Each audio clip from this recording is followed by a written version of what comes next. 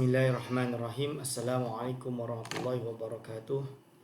Kepada segenap hadirin wal hadirat hafizakumullah, para asatizah, para alim ulama, para kawan-kawan semua, insya-Allah kita meneruskan pengajian daurah yang ketiga tentang kitab Al-Anwar Al-Bahiyah karangan Abu Yasin Muhammad Ali Al-Maliki, yang juga pada hari ini adalah siang setelah peristiwa Isra wal Mi'raj.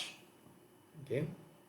Yang kita di muka surat 23, masih ada sampai separuh kitab ni.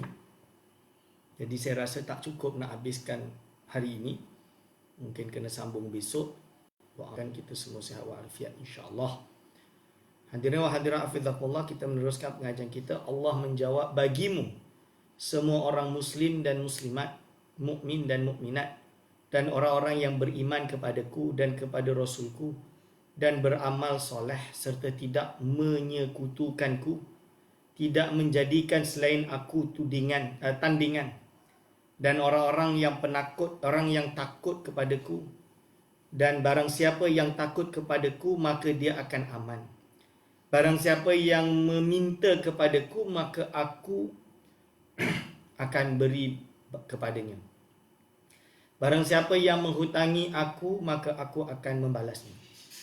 Barang siapa yang bertawakal kepadaku, aku akan mencukupinya. Sesungguhnya aku adalah Allah, tiada Tuhan selainku. Aku tidak akan mengingkari janji. Sesungguhnya beruntunglah orang-orang yang beriman. Maha suci dan maha luhur Allah, sebaik-baik pencipta. Syurga menjawab, sungguh aku redha. Jadi iaitu dibukakannya pintu syurga kepada orang-orang ini. Kemudian Rasulullah SAW sampai di sebuah lembah dan mendengar suara yang aneh dan mencium bau yang busuk dan bertanya, apakah ini wahai Jibril? Jibril menjawab, ini adalah suara neraka Jahannam. Neraka Jahannam berkata, wahai Tuhanku, datangkanlah padaku apa yang telah engkau janjikan. Jadi apa yang Allah SWT telah janjikan, bawa sini. Sungguhnya telah banyak rantai-rantaiku, belenggu-belengguku, api yang membara, air panas, pokok berduri, nanah dan azabku sungguh sudah di dalam jurangku dan sudah sangat panas. Dan datangkanlah padaku apa yang engkau telah janjikan. Jadi ini adalah api neraka dah panggil, siap untuk mengazab orang-orang yang melanggar perintah Allah Subhanahu Wa Taala. Allah menjawab, bagimu setiap orang musyrik, lelaki dan perempuan.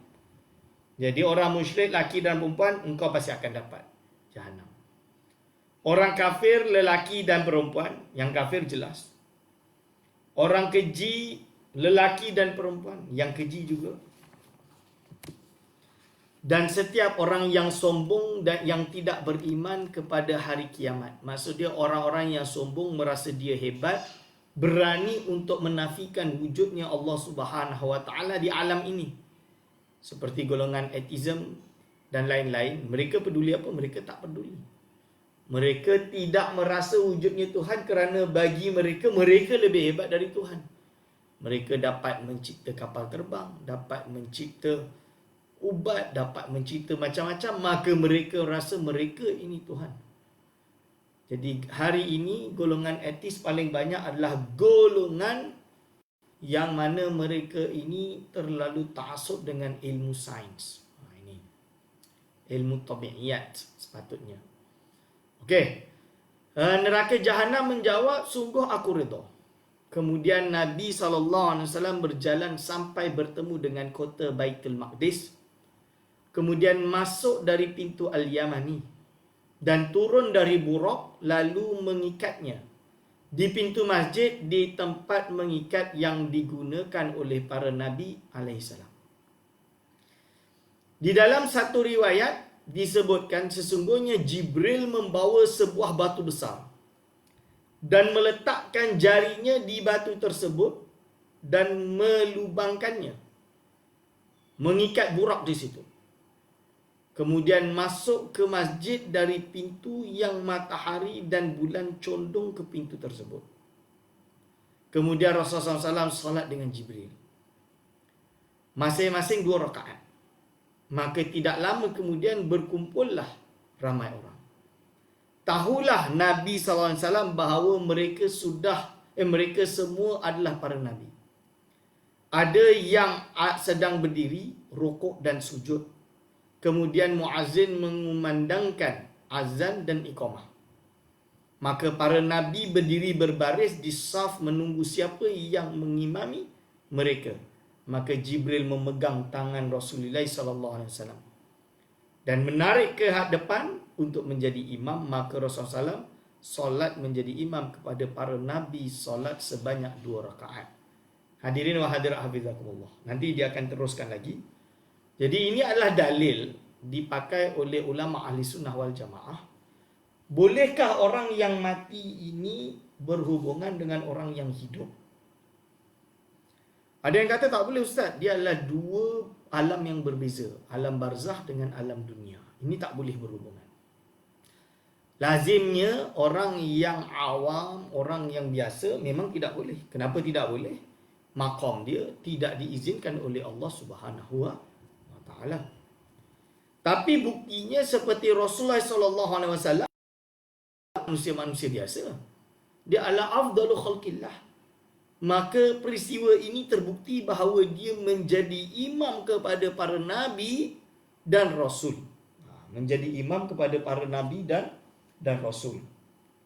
Jadi sedangkan nabi dan rasul ni ada 2 kategori. Ada yang telah wafat, ada yang masih hidup. Contoh yang masih hidup adalah Nabi Isa AS. Kita semua sepakat perkara tersebut. Nabi Isa dah meninggal ke belum? Dah wafat ke belum? Belum. Dia tidak disalib, tidak dibunuh. Dia diangkat ke atas, diangkat ke langit oleh Allah SWT. Sedangkan ada Nabi yang lain yang memang sudah wafat. Tapi buktinya Rasulullah SAW menjadi imam kepada kedua-dua mereka. Dan banyak dalil lain yang boleh tuan-tuan baca dalam kitab Mafahim Yajibu an Tusahhah karangan Abu Yasir Muhammad Al-Maliki. Berarti berhubungan antara alamud dunia dengan alamul barzakh bukan perkara yang mustahil. Hanya sahaja isu dia siapa yang dapat berhubungan. Kalau Nabi Muhammad SAW pasti. Cuma kalau hari ini ada tuan-tuan dan puan-puan yang baca Quran pun kadang-kadang, yang solat 5 waktu pun banyak lubang-lubang, jangan haraplah nak jadi orang yang dapat berhubungan dengan mereka. Maka ini menafikan orang-orang yang mengklaim atau mendakwa dirinya kononnya tabib lah, kononnya bomoh lah dan lain-lain, boleh berhubungan dengan orang yang mati. Kita tengok syariat dia. Kalau syariat dia solat 5 waktu pun dah tak betul cara dia, tak ada tahsinul ibadat dia tak cukup, dia cakap macam mana baca Quran pun songsang, dan tak perlulah kita nak teruskan lagi. Perkara tersebut jelas pendustaan terhadap masyarakat. Jadi ini perlu kita lawan. Lalu dia kata apa? Lalu dia kata diriwayatkan dari Ka'ab radhiyallahu anhu, Jibril mengumandangkan azan dan turunlah para malaikat dari langit. Dan Allah SWT mengumpulkan semua para nabi dan rasul. Kemudian Nabi Muhammad SAW solat menjadi imam para malaikat, nabi dan rasul. Ketika selesai, Jibril bertanya, "Wahai Muhammad, tahukah engkau siapa yang solat di belakangmu?" Nabi menjawab, "Tidak." Kemudian Jibril berkata, "Mereka semua adalah para nabi yang Allah SWT utus." Jadi para Rasul tu dikenalkan kepada nabi-nabi yang pernah diutus oleh Allah SWT. Masya Allah.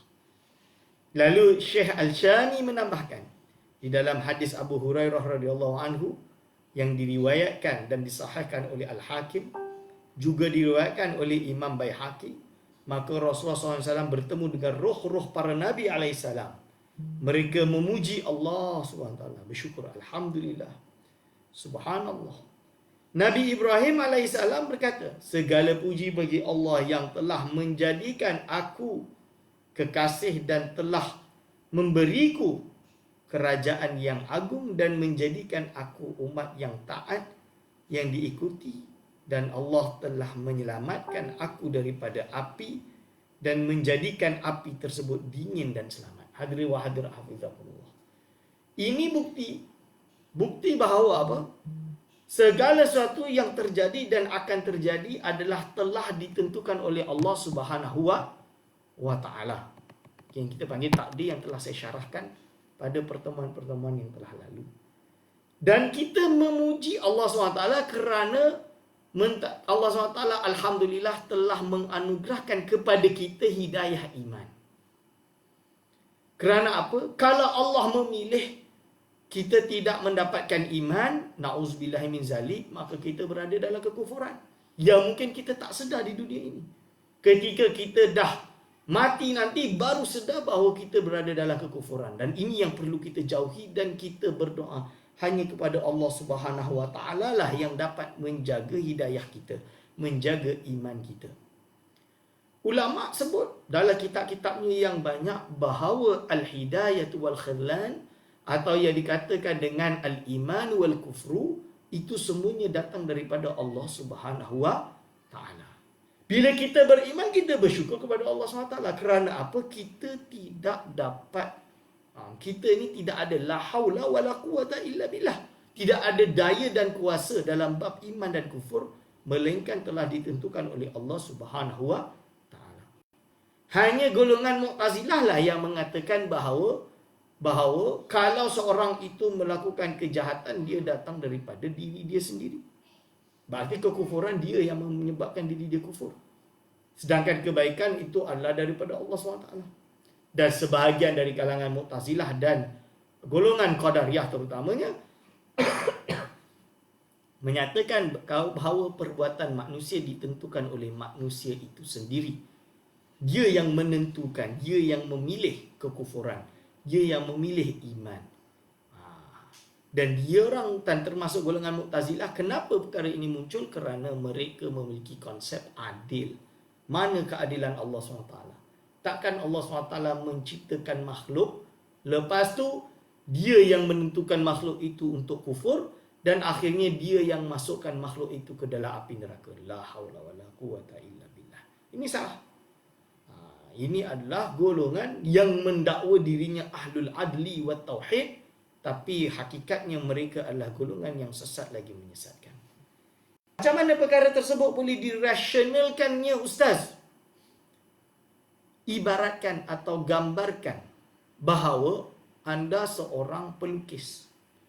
Anda membeli kertas, memiliki pen, painting, dakwat, dan anda sendiri melukis apa yang anda kehendaki. Setelah selesai lukis, seorang artis, dia ada cita rasa dia, betul? Bila dia tengok cita rasa tersebut, mungkin dia tak suka, dia tak puas hati. Maka apa yang dia lakukan? Dia ambil dan dia koyak-koyakkan lukisan tersebut dan membuangnya atau memasukkan di dalam tong sampah. Maka kita tanya, seseorang artis tersebut ketika dia melakukan itu adil atau tidak adil? Kalau kita jawab dia itu adil, maka benarlah. Kalau kita jawab dia tidak adil, kenapa tidak adil? Tak adil. Dia sendiri yang lukis, dia pergi buang kertas tersebut. Maka kita jawab balik. Maka artis tersebut akan jawab, kenapa pula nak peduli dengan lukisan dia? Kertas-kertas dia yang lukis, dia nak buang, adil ke tak adil? Tentulah adil. Jawapan dia tentulah adil. Maka begitulah juga kita ini makhluk. Kita ni diciptakan oleh Allah Subhanahu wa taala. Ada yang Allah ciptakan kita tu handsome, ada yang Allah ciptakan kita tu buruk, ada yang Allah ciptakan kita ini baik, ada yang Allah ciptakan kita ini nakal, ada yang Allah ciptakan kita ini pandai, ada yang Allah ciptakan kita ini bodoh. Dan kalau Allah memilih, ada yang diciptakan beriman, dan Allah SWT memilih ada orang yang diciptakan sebagai kufur. Itu semua adalah kehendak Allah Subhanahu wa taala. Kalau Allah SWT menghendaki semuanya jadi satu umat, nescaya Allah akan buat. Tapi tak, Allah memilih ada yang beriman, ada yang mengkufuri. Allah yang mencipta orang-orang yang jahat, Allah juga mencipta orang-orang yang baik. Lalu adil tak Allah memasukkan hamba-Nya ke dalam api neraka, padahal Dia yang ciptakan? Kenapa tidak adil? Jelas adil, kerana Dia telah menciptakan semua alam ini dan segala isinya, dan itu adalah ciptaannya, dan kita kembali kepada Dia juga. Itu adalah hak Allah Subhanahu wa Ta'ala. Jadi adil. Lalu kalau ditanya, Ustaz, kalau macam tu ketika kalau macam tu tak perlulah saya nak solat, Allah dah ciptakan saya tak solat. Ini namanya orang jahil. Kalau baca dalam kitab akidah, itu namanya orang yang bodoh, orang yang jahil. Kenapa bodoh? Seolah-olah dia mencipta, dia nak jadi orang yang menulis Lauh Mahfuz dia sendiri. Kenapa? Perkara itu kan belum terjadi. Kalau belum terjadi, berarti belum kita tahu, belum ditentukan. Apakah takdir tersebut? Yalah, bukan Allah tidak tentukan. Maksudnya kita tak tahu lagi takdir kita. Saya tak tahu pukul 12 nanti apa yang saya akan lakukan. So, apakah kita ada keinginan takdir yang Allah SWT telah takdirkan di Lauh Mahfuz itu yang baik atau yang buruk? Kalau kita menghendaki, kita berharap, saya berharap takdir saya bagus-bagus. Saya berharap insya-Allah hidup saya ini fid dunya hasanah wa fil akhirati hasanah wa qina adzabannar. Itu yang saya berharap. Maka apa yang perlu saya lakukan? Saya berusaha. Inilah makom kasar Allah berikan kepada kita.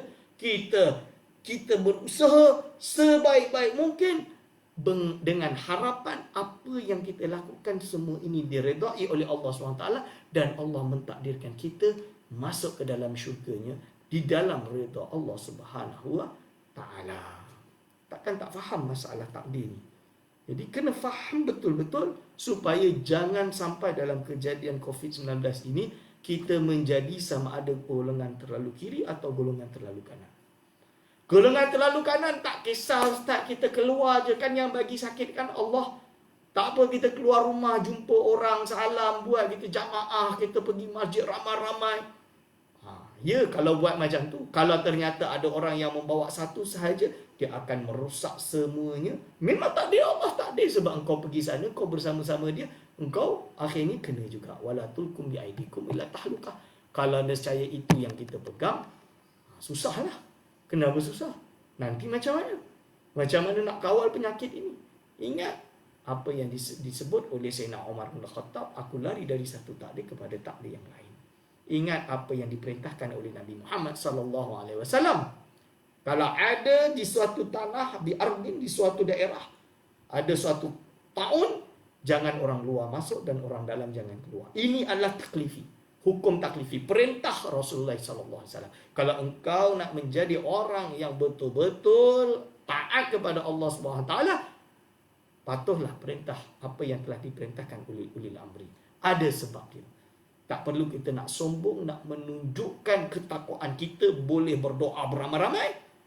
Perkara tersebut nak tunjuk gah, tapi menyakitkan diri kita. Lebih baik kita menjadi orang yang penuh tawaduk, khuduk, ketika malam solat bersendirian di rumahnya dan berdoa kepada Allah agar ditarik bala-bala ini. Itu yang kita perlukan. Okey. Atau golongan yang terlalu kiri, tak percaya, maka dia akan menentukan, memastikan dah tak peduli, ini dah tak ada waktu untuk solat, tidak ada waktu untuk beribadah, ini waktunya kita bekerja. 5 minit ibadah, 5 minit itu kita boleh hitung. Kalau kita bekerja, kita boleh buat menghilangkan penyakit. Ini golongan terlalu kiri, Qadariyah. Ini salah, jelas perkara yang batil. Ahli Sunnah wal Jamaah tengah-tengah. Kita usaha apa yang kita mampu untuk usaha. Lalu kita jangan lupa untuk berdoa. Berdoa kepada Allah, bertakwa, muhasabah diri, mengakui kesalahan kita. Kenapa Allah SWT turunkan bala tersebut kepada kita. Ini. Jadi jelas. Nabi Ibrahim AS di dalam doanya, dalam pujiannya jelas mengatakan Allah yang menjadikan dia termasuk kekasih Allah. Allah yang telah mentakdirkan dia apa? Selamat daripada api tersebut. Dingin, masuk dalam api selamat. Dia tahu ni Allah SWT. Jadi inilah di mana pentingnya kita perlu belajar ilmu akidah. Ilmu akidah awal, tauhid, ilmu kalam tersebut, lalu naik lagi yang tinggi kepada darajati ilmil haqiqah. Seperti apa yang diajarkan oleh siapa? Oleh Imam Ibn Athaillah As-Sakandari dalam kitabnya iaitu Al-Hikam, dalam kitabnya At-Tanwir fi Isqati Tadbir. Penting At-Tanwir untuk menerangi enlightenment, suatu enlightenment menerangi kepada manusia tentang fi Isqati Tadbir. Ketika kita beribadah dan lain-lain, jangan kita ingat ini aku yang buat. Bila kita tulis hebat, ini aku yang hebat. Kita kena gugurkan ini, kita tahu ini semua kembali kepada Allah Subhanahu Wa Taala semata-mata. Ini. Jadi Imam Ghazali pun dah sebut perkara ini dalam kitab Ihya Ulumuddin dalam babut tawakkuli. InsyaAllah suatu saat kita akan buka kitab tersebut.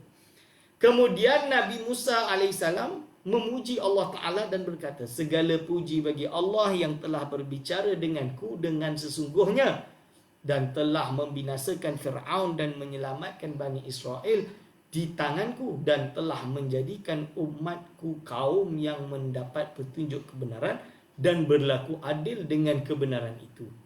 Tengok. Jadi apa? Nabi Musa juga memuji bahawa Allah lah yang membinasakan Fir'aun, bukan dia. Jangan kita hari ini pula nak jadi hero. Nak jadi hero kita kata apa? Yang membawa iman tu saya yang menentukan. Ada benda yang Allah tentukan, tapi ada benda yang manusia tu tentukan. Iman dan kufur ini manusia tentukan, bukan Allah. Itu dah salah. Jelas-jelas batil. Jelas-jelas batil. Tak kisah dalam mana-mana mazhab ahli sunnah wal jamaah menolak perkara tersebut. Jadi lalu apa? Dan menyelamatkan Bani Israel siapa? Allah Subhanahu Wa Taala. Dan di mana siapalah dan Nabi Musa alaihissalam memuji kerana apa? Allah telah memilih Bani Israel sebagai suatu kaum yang diberi keistimewaan berabad-abad lamanya, di mana mereka lah kaum yang paling banyak nabi yang diturunkan, yang diutus dalam Bani Israel. Kalau kita tengok, sehingga kan ketika datang Nabi Isa alaihissalam, dia adalah Nabi dan Rasul terakhir di kalangan Bani Israel. Tapi mereka memilih untuk mencaci maki dia, untuk menuduh dia anak zina dan lain-lain. Tidak beriman. Walaupun mereka menyaksikan bayi kecil, mukjizat, boleh kata bahawa dia adalah Nabi yang diutus oleh Allah Subhanahu Wa Taala. Itu. Okey. Kemudian Nabi Daud memuji Allah Ta'ala dan berkata, segala puji bagi Allah yang telah menjadikan bagiku kerajaan yang agung dan mengajarkanku kitab Zabur dan telah melembutkan besi bagiku dan menundukkan gunung-gunung dan juga burung dan bertasbih kepadaku dan telah memberiku nikmat dan ketegasan berbicara. Jadi kenapa? Kerana Nabi Daud, kalau bahasa orang Yahudi dipanggil King David. Kenapa King David? Kerana Nabi Daud ini bukan hanya seorang Nabi, tapi dia juga seorang raja. Raja Bani Israel. Ini yang sekarang Israel nak buat. Iaitu nak kembali ingin wujudnya kerajaan Israel. Kerajaan golongan Yahudi. Kerajaan. Tapi tentulah diorang tak boleh memiliki raja. Seperti Nabi Daud dan Nabi Sulaiman. Kenapa? Mereka hidup di zaman moden, akhirnya demokrasi. Sama je lah dengan negara yang lain. Okey. Kemudian Nabi Sulaiman memuji Allah dan berkata, segala puji bagi Allah yang telah menundukkan bagiku angin dan menundukkan bagiku syaitan dan manusia. Kerana apa? Nabi Sulaiman, kehebatan dia, dia menundukkan angin, dia boleh. Siapa yang tentukan? Allah. Syaitan pun tunduk pada dia. Manusia pun tunduk pada dia. Takut semua dengan Nabi Sulaiman. Mereka mengajarkanku apa yang aku mahu tentang mihrab dan patung-patung, bejana-bejana seperti telaga dan periuk-periuk yang sangat besar.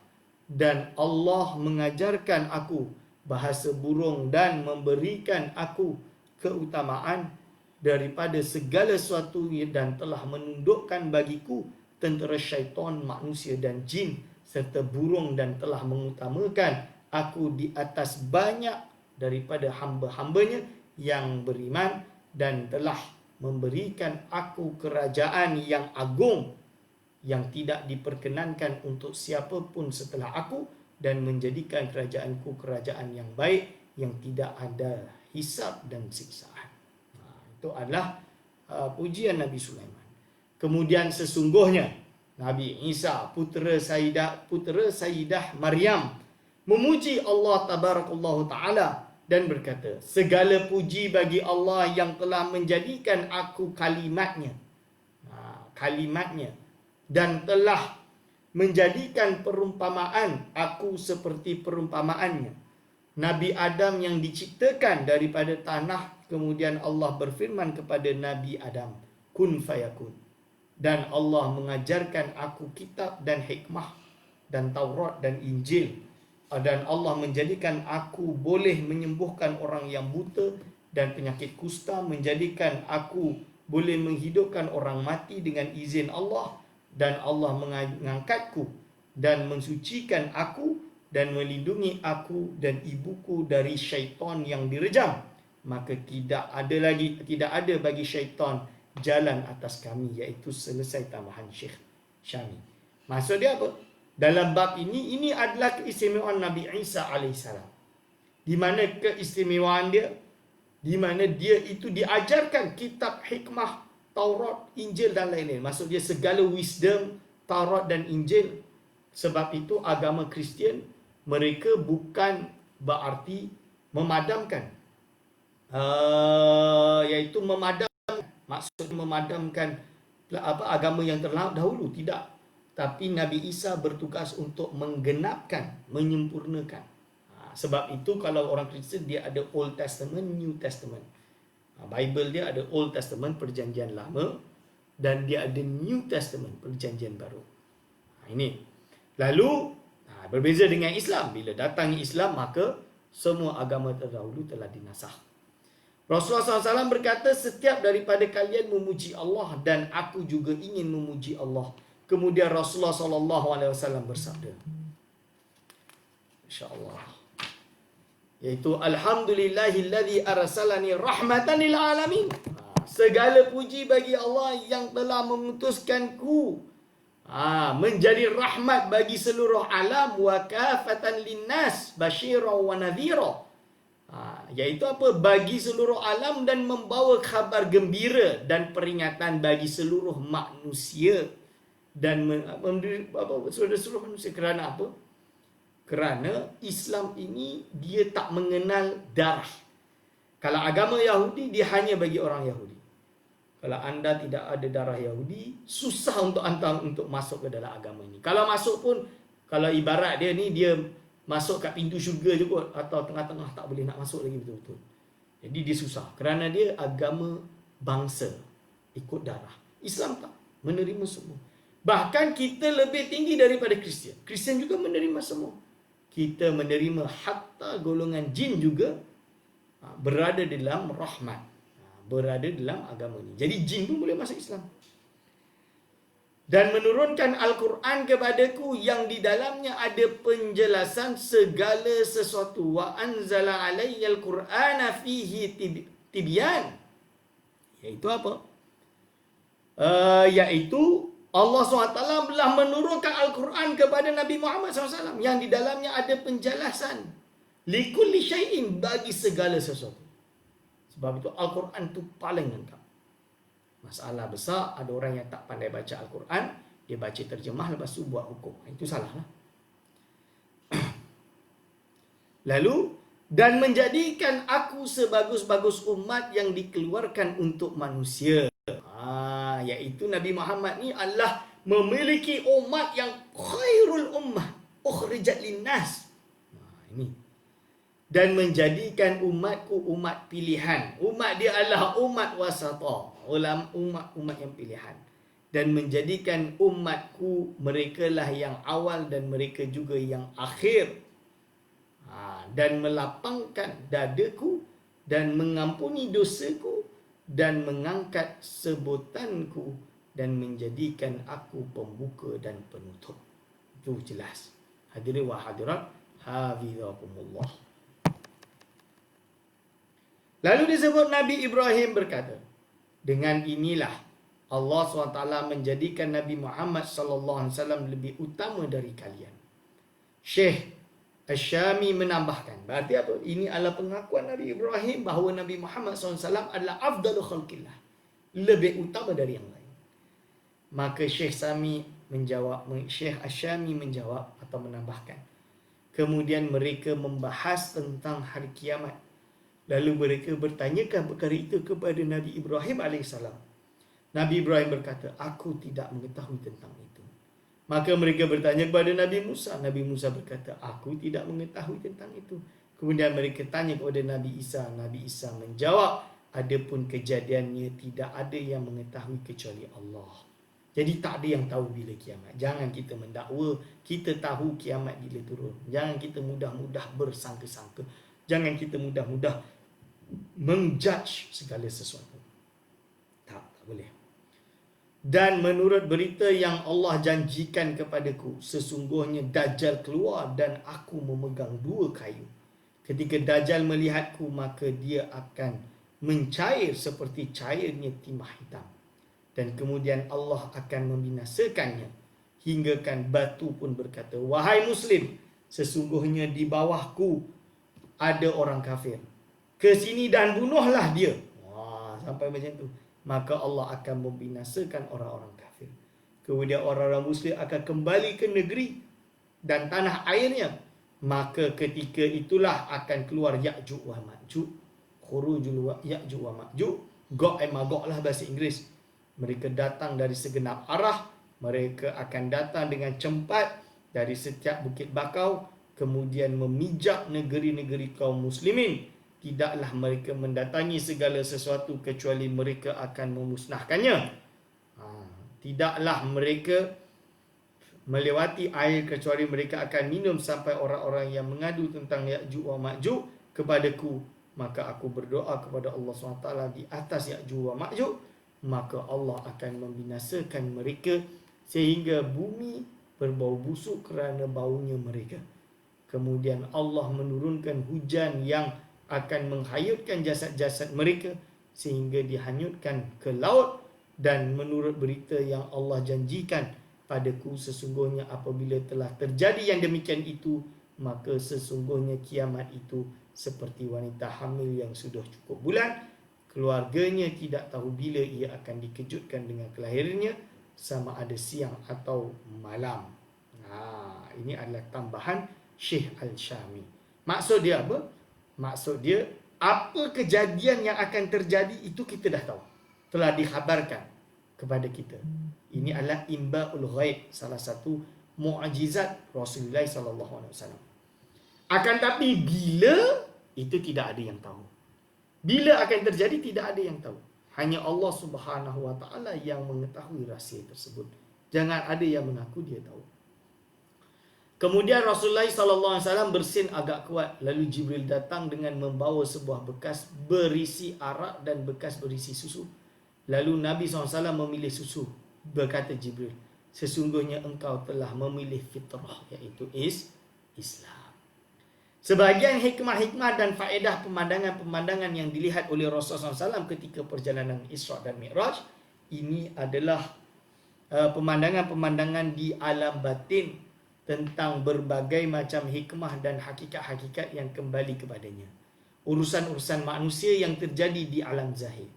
Rasulullah SAW bertanya kepada Jibril tentang teka-teki pemandangan-pemandangan peristiwa tersebut. Maka Jibril menyingkap rahsianya.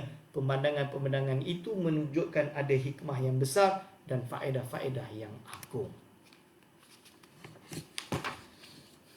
Sumber hakikat bagi akhlak. Jadi apakah sumber hakiki bagi akhlak?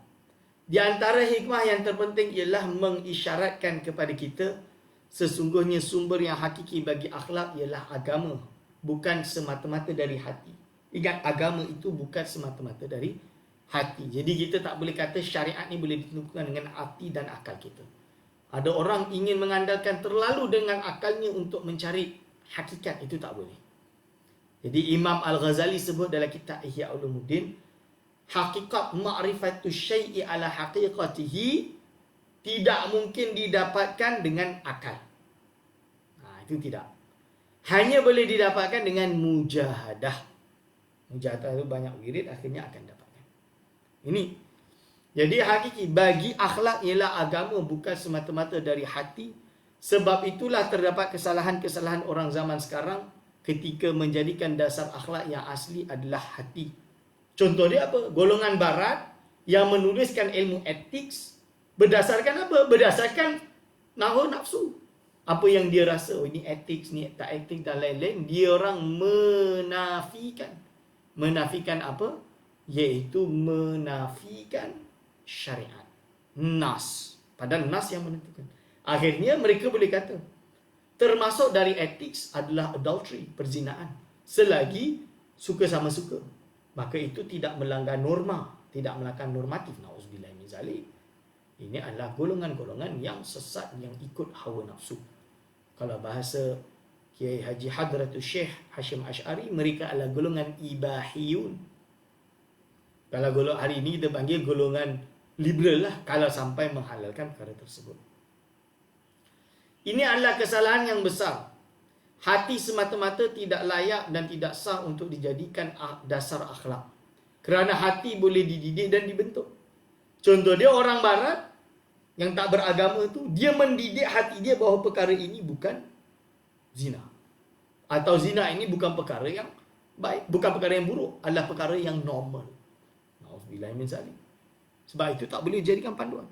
Pendidikan dan pembentukannya itu adalah dengan bentuk dan arahannya yang sesuai dengan wawasan lingkungan dan keadaan. Ya, hati yang dibentuk oleh agama, dididik di dalam Islam dan dibersihkan dengan syariat dan akidah adalah sumber terbesar dari akhlak. Maka semua perkara akan kembali kepada agama dan akidah kerana sesungguhnya hati itu dibentuk dari pembuatan barang-barang tiruan yang diibaratkan dengan akhlak-akhlak yang buruk. Okey. Sebagian orang menjadikan kemaslahatan umum sebagai tempat rujukan akhlak. Sedangkan maslahat umum itu tidak terbatas. Setiap orang berbicara tentang kemaslahatan umum tetapi dia berbicara menurut pemikirannya sendiri. Sama ada pemikiran yang sesat atau tidak. Kemaslahatan umum ketika dijadikan dasar akhlak, ia menjadi dasar yang tidak terjamin kebenarannya. Ini masalahnya. Jadi dia, Abu Yahya Muhammad Al-Maliki menjelaskan, mensyarahkan keadaan yang terjadilah sekarang. Sebagian orang menjadikan kemaslahatan peribadi, kenikmatan atau kemanfaatan sebagai tempat rujukan akhlak. Itulah yang berlaku di Amerika dan Eropah ketika orang barat tersesat dan menjadi etis. Ini. Adapun di dalam Islam sesungguhnya yang menjadi timbangan akhlak adalah kaedah-kaedah agama, iaitu ayat-ayat Al-Quran yang merupakan keutamaan-keutamaan yang diwahyukan oleh Allah SWT dan digariskan oleh Al-Quran di dalam bahasa Arab yang sangat jelas. Jadi kerana apa?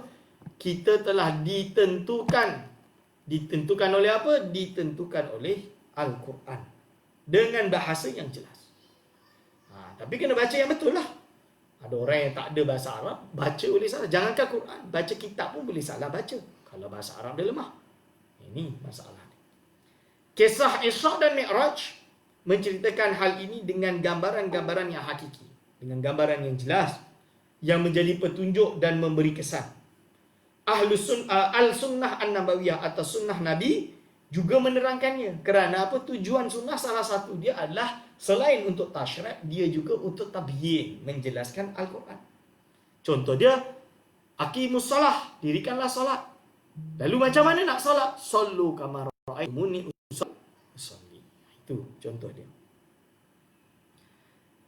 Al-Quran dan Sunnah menjadikan keutamaan tersebut sebagai dasar iman yang kuat dan tetap. Di dalam rihlah Isra' dan Mi'raj ini, ia menjadi pedoman hidup yang didasari iman kepada Allah dan Rasulnya. Okey. Permulaan pemandangan di langit atau pemandangan. Lalu disebut apa? iaitu al-uruj, naik ke langit. Jadi Rasulullah SAW dalam peristiwa Isra wal Mi'raj, dia naik ke atas langit.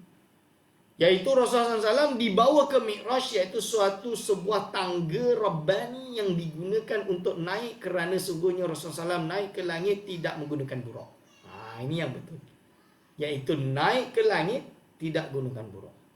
Tapi Rasulullah SAW naik kerana nanti buraq tak kuat untuk naik lebih tinggi dari atas. Tetapi menggunakan tangga ini.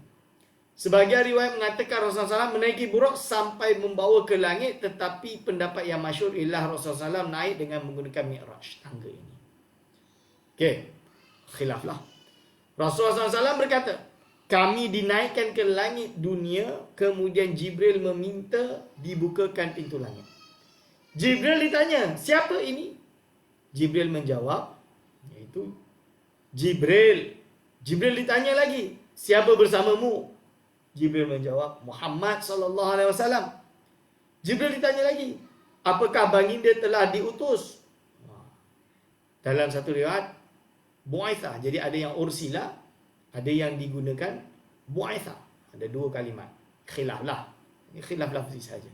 Jibril menjawab, ya. Dikatakan padanya, selamat datang. Semoga Allah memanjangkan umurnya. Ini. Maka dibukakan pintu.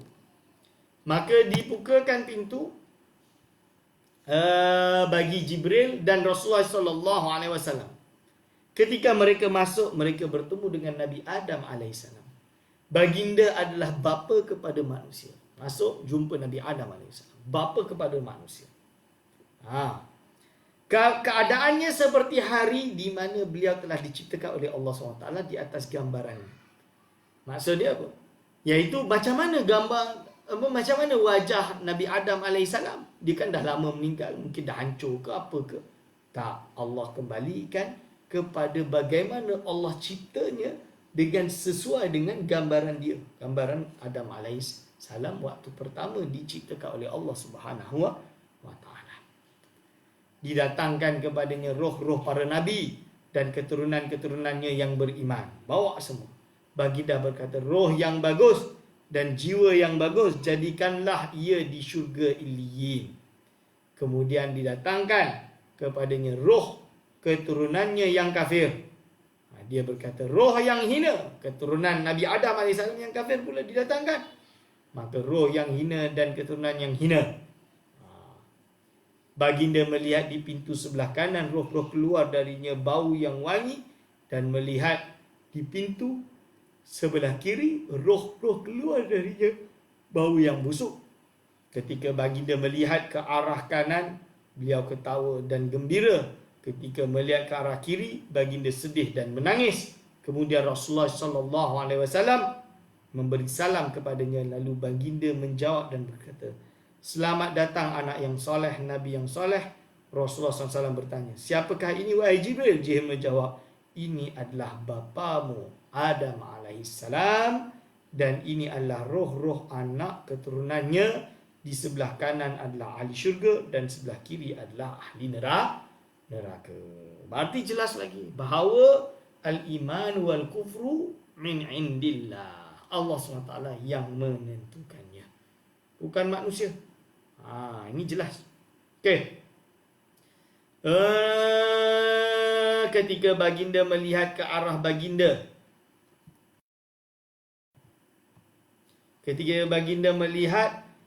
arah kanan baginda, maka ketawa dan bergembira, dan ketika baginda melihat ke arah kiri, baginda menangis dan bersedih. Asyami menambahkan, kemudian Rasulullah SAW berlalu sebentar dan melihat banyak pinggan yang berisi daging elok yang dipotong, tetapi tiada seorang pun yang mendekatinya. Kemudian ada di sana banyak pinggan yang berisi dengan daging yang berbau busuk, tetapi dikelilingi oleh manusia yang memakannya. Rasulullah SAW bertanya, wahai Jibril, siapakah mereka? Jibril menjawab, mereka adalah umatmu yang meninggalkan yang halal dan mendatangi yang haram. Na'udzubillah min zalik. Semoga kita dijauhi dari perkara yang diharamkan oleh Allah Subhanahu wa taala. Di dalam riwayat yang lain disebutkan, Rasulullah SAW bertemu dengan kaum yang dihidangkan pada mereka daging panggang yang merupakan sebaik-baik daging yang pernah dilihat. Di sekelilingnya terdapat bangkai, maka manusia menuju ke arah bangkai dan makannya dan meninggalkan daging yang elok tersebut. Lalu Nabi bertanya, siapakah mereka wahai Jibril? Jibril menjawab, mereka adalah para penzina yang menghalalkan apa yang diharamkan dan meninggalkan apa yang Allah halalkan kepada mereka. Na'udzubillahi min zalik. Kemudian Nabi SAW berjalan ke depan bertemu dengan kaum yang perutnya besar seperti rumah, yang di dalamnya terdapat ular-ular. Setiap kali salah seorang daripada mereka bangun, terus jatuh tersungkur dan berkata, Ya Allah, janganlah engkau datangkan kiamat. Mereka adalah anak di jalan laluan keluarga Fir'aun. Apabila orang melalui jalan tersebut, mereka memijak-mijak mereka. Lalu maka Rasulullah SAW mendengar mereka menjerit memanggil Allah. Nabi bertanya, wahai Jibril, siapakah mereka? Jibril menjawab, mereka adalah umatmu yang memakan riba, yang tidak mendirikan solat, kecuali seperti orang yang gila dirasuki syaitan. Kemudian Rasulullah SAW berlalu dan bertemu dengan orang yang bibirnya seperti bibir unta. Jumpa lalu ada orang yang bibir dia macam bibir unta. Kemudian mulut mereka dibuka dan dimasukkan batu. Dibuka dan dimasukkan batu. Dalam riwayat lain diletakkan batu besar dari neraka jahanam di mulut, kemudian keluar dari tubuh. Dan Rasulullah SAW mendengar mereka menjerit meminta tolong kepada Allah SWT. Rasulullah SAW bertanya, wahai Jibril, siapakah mereka? Jibril menjawab, mereka adalah orang-orang yang memakan harta anak yatim dengan zalim. Sesungguhnya mereka telah memasukkan api ke dalam perut mereka dan mereka akan masuk ke dalam neraka sa'ir. Kemudian Rasulullah SAW berlalu dan bertemu dengan wanita-wanita yang digantung buah dadanya dan wanita-wanita yang digantung kakinya dalam keadaan terbalik. Kemudian Rasulullah SAW mendengar jeritan mereka kepada Allah SWT. Rasulullah SAW bertanya, siapakah mereka wahai Jibril? Jibril menjawab, mereka adalah wanita yang berzina dan membunuh anak-anak mereka. Na'udzubillah min zalik. Berzina, hamil, lahir, bunuh anak dia, atau abortion dan lain-lain. Na'udzubillah min zalik. Nah, ini adalah perkara yang diharamkan oleh Allah Subhanahu wa taala, yang menyebabkan bila kita membaca kisah ini, kita muhasabah diri kita. Muhasabah, kita ingat bahawa ini adalah siksaan-siksaan yang akan berlaku kepada orang-orang yang melanggar perintah Allah Subhanahu wa taala. Hadirin wa hadirat hafizahullah. Kemudian Rasulullah SAW berlalu dan bertemu dengan kaum yang dipotong daging tubuh mereka dan disuapkan ke dalam mulut mereka. Dikatakan kepada mereka, makanlah seperti mana engkau telah makan daging saudaramu.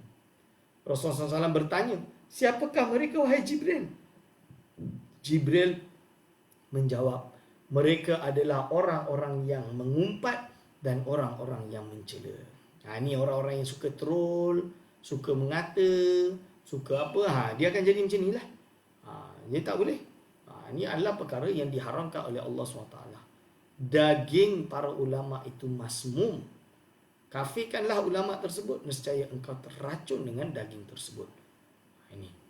Ini adalah hukuman bagi mereka yang melakukan perkara tersebut.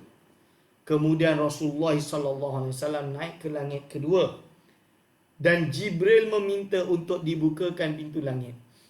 Maka dikatakan, siapa ini? Jibril menjawab. Jibril dikatakan, siapa bersamamu? Jibril menjawab, Muhammad SAW.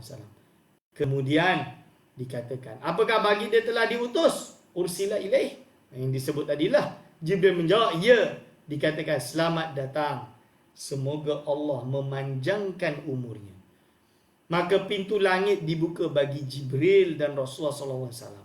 ketika mereka masuk bertemu dengan dua orang anak kepada ibu saudara, iaitu Nabi Isa bin Maryam dan Nabi Yahya bin Zakaria. Jumpa Nabi Isa bin Maryam dan Nabi Yahya bin Zakaria.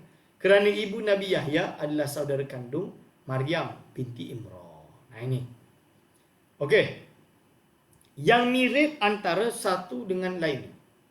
Sama ada dari segi pakaian atau rambut mereka berdua. Sama, nampak macam sama. Ada bersama mereka berdua beberapa orang dari kaum mereka.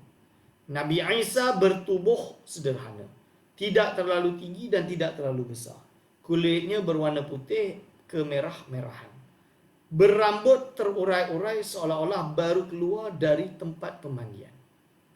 Rasulullah SAW menggambarkan Nabi Isa itu seperti Urwah bin Mas'ud Al-Thaqafi. Masya Allah, Urwah. Salah seorang sahabat. Baginda SAW memberi salam kepada Nabi Isa dan Nabi Yahya, dan mereka menjawab salam tersebut. Kemudian berkata, selamat datang saudara yang soleh dan Nabi yang soleh. Dan mereka mendoakan Rasulullah SAW dengan doa yang baik. Ini lagi satu pelajaran akidah yang perlu kita cermati. Iaitu apa? Padahal Nabi Muhammad SAW jelas dia adalah afdalul khalqillah. Tapi kenapa malah mereka mendoakan Rasulullah dengan doa yang baik? Kan dia dah Nabi, jelas masuk syurga. Jawapan dia, macam saya sebutlah, kita dah tahu Nabi Muhammad SAW walaupun dia akan berada, dia adalah afdalul khalqillah. Kenapa kita banyakkan doa? Supaya kita harap derajatnya semakin ditinggikan lagi, ditinggi setinggi-tingginya. Itu yang kita harapkan. Itu kan Nabi kita kena bangga, kita kena suka, kita kena perjuangkan. Kemudian Rasulullah SAW dan Jibril naik ke langit ketiga. Dan Jibril meminta dibukakan pintu langit. Maka dikatakan, siapa ini? Jibril menjawab, Jibril. Dikatakan, siapa bersama? Jibril menjawab, Muhammad SAW. Kemudian dikatakan, apakah baginda telah diutus? Jibril menjawab, ya. Dikatakan, selamat datang. Semoga Allah memanjangkan umurnya.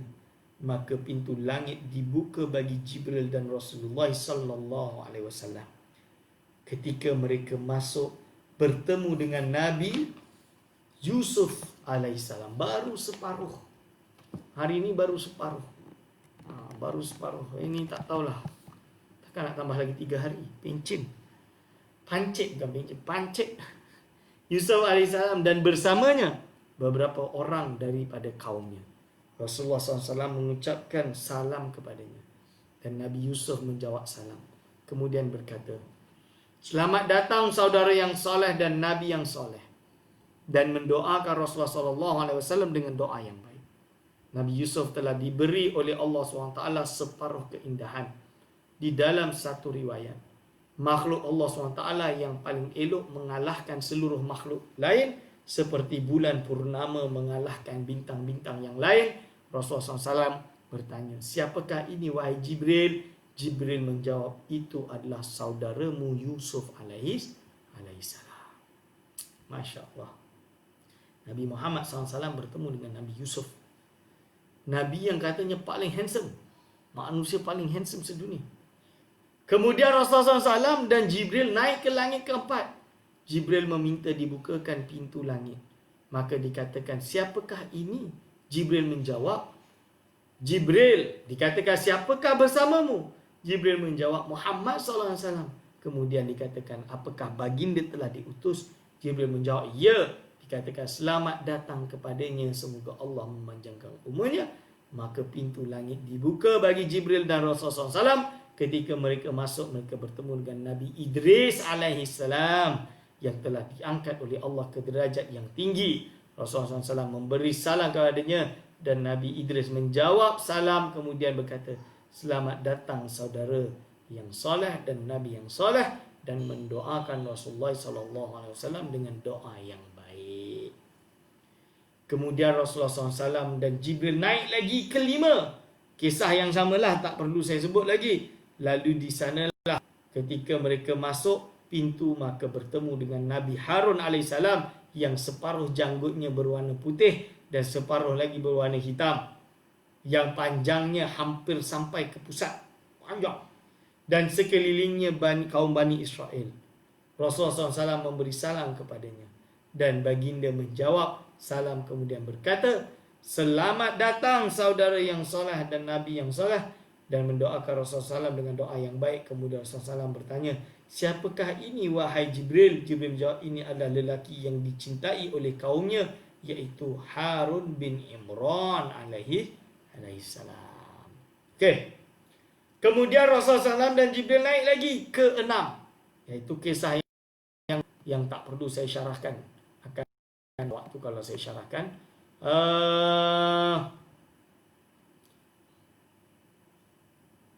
Ya, okey. Iaitu sama diteruskan, lalu akhirnya setelah bertemu maka pintu langit dibuka bagi Jibril dan Rasulullah SAW dan melewati beberapa orang nabi yang ada bersamanya, mereka kurang 10 orang. Kemudian melewati beberapa orang nabi yang ada bersama mereka satu kaum. Kemudian melewati beberapa orang nabi yang tidak bersamanya siapa-siapa. Berarti tengok umat lah macam-macam.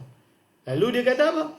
Kemudian Rasulullah SAW melewati satu jamaah yang besar yang menutupi ufuk. Rasulullah SAW bertanya, siapakah kumpulan ini?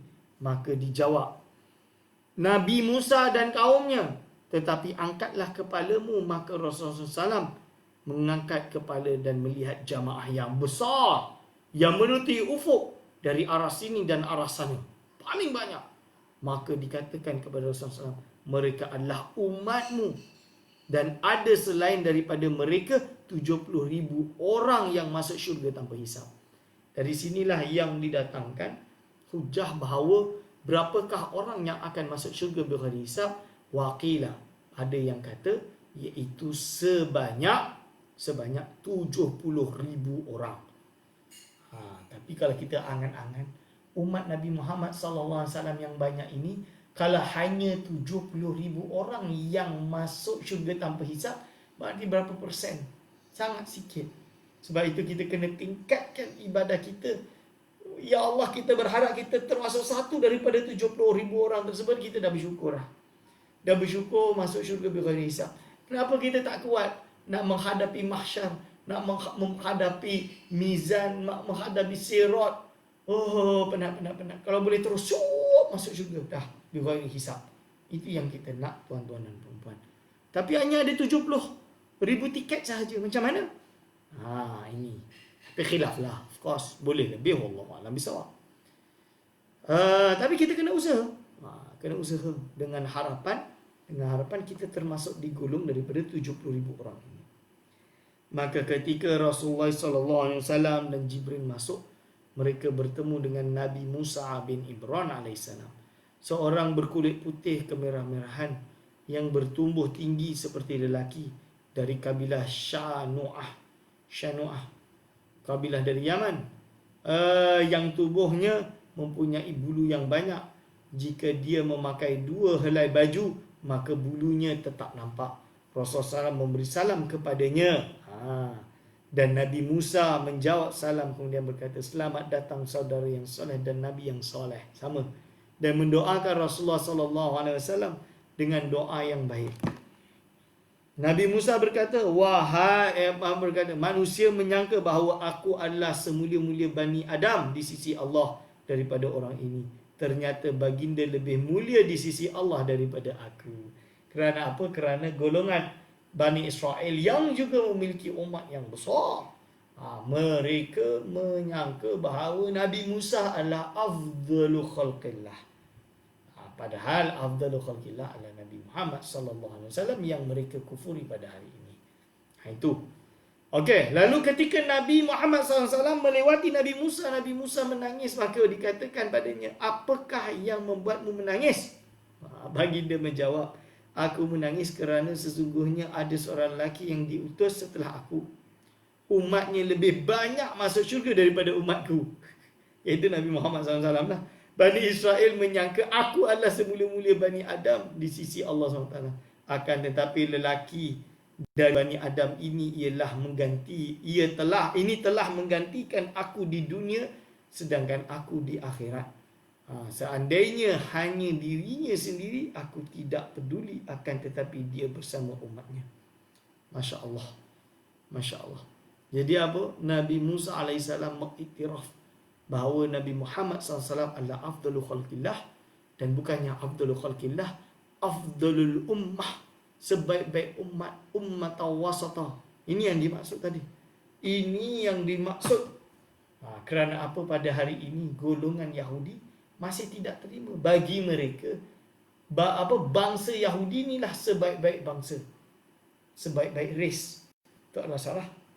Sebaik-baik bangsa adalah orang-orang yang bertakwa. Siapapun bangsa, kalau dia bertakwa, dia adalah sebaik di sisi Allah SWT. Dan tidak ada orang yang bertakwa hari ini melainkan dia orang Islam yang bersyahadah, yang menerima 2 kalimah syahadah. Itu yang dipanggil dengan wal aqibatu lil muttaqin. Yang akan mendapatkan syurga hanya orang-orang yang bertakwa, iaitu orang yang menerima Allah Subhanahu Wa Taala, iaitu yang masuk Islam dan menerima hidayah. Kemudian Rasulullah SAW dan Jibril naik ke langit ke-7, meminta dibukakan pintu langit. Maka dikatakan, siapakah ini? Jibril bertanya. Dia menjawab, iaitu samalah kisahnya, iaitu Nabi Muhammad SAW ila akhirih. Lalu disebutkan sikit lagi, kita habiskan bab ni.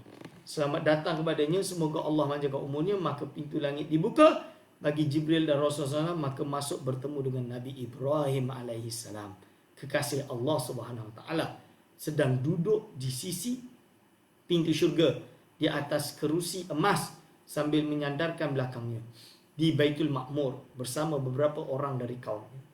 Rasulullah SAW memberi salam kepadanya dan Nabi Ibrahim menjawab salam, kemudian berkata, selamat datang anak yang soleh dan Nabi yang soleh. Kemudian Nabi Ibrahim berkata, perintahlah umatmu untuk memperbanyak tanaman-tanaman syurga, maka sesungguhnya tanah syurga itu bagus dan luas.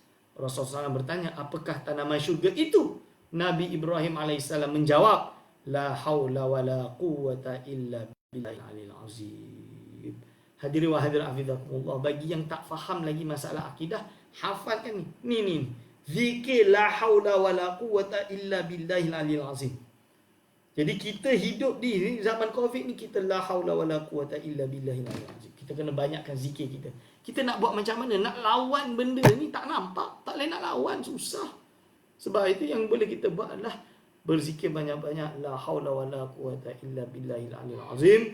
Yang ada di luar sana memberikan khidmat yang terbaik kepada negara ini, menyelamatkan umat Islam dan lain-lain. Semoga kita semua dilarikan, dijauhkan daripada balak. Dan semoga Allah menarik bala ini daripada kita semua. Di dalam satu riwayat disebutkan, sampaikan kepada umatku salam dariku, dan beritahu mereka sesungguhnya syurga itu tanahnya bagus dan airnya sedap, dan sesungguhnya tanaman syurga iaitu subhanallah walhamdulillah wallahu akbar. Ini. Sebab tu malam tadi jangan lupa solat tasbih. Solat sunat tasbih. Itu kena banyak solat sunat tasbih. Terutama malam-malam mulia. Terutama malam-malam mulia. Kalau buat setiap malam, alhamdulillah, lagi bagus. Hari ini puasa tak? Puasa. Saya puasa Rejab lah. Puasa Rejab. Dah nak sebulan dah.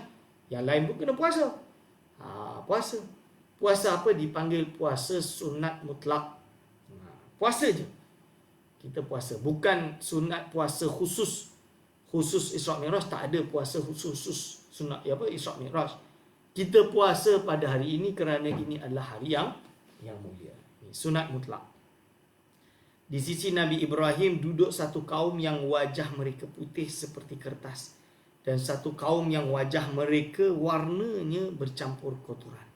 Kemudian berdiri kaum yang wajah mereka warnanya bercampur kotoran, lalu masuk ke dalam sungai dan mandi di dalamnya, kemudian keluar.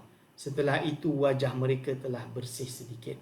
Kemudian mereka masuk lagi ke sungai dan mandi di dalamnya dan keluar, maka sungguh telah bersih wajah mereka sedikit lagi. Kemudian mereka masuk lagi dalam sungai kali 3 dan mandi di dalamnya, maka sungguhnya telah bersih wajah mereka seperti warna wajah sahabat-sahabat mereka yang lain. Kemudian datang dan duduk bersama mereka. Rasulullah SAW bertanya, "Wahai Jibril, siapakah mereka yang wajah-wajahnya wajah-wajahnya putih, dan siapakah wajahnya yang ada kotoran, dan sungai apakah yang mereka masuk dan mandi di dalamnya?"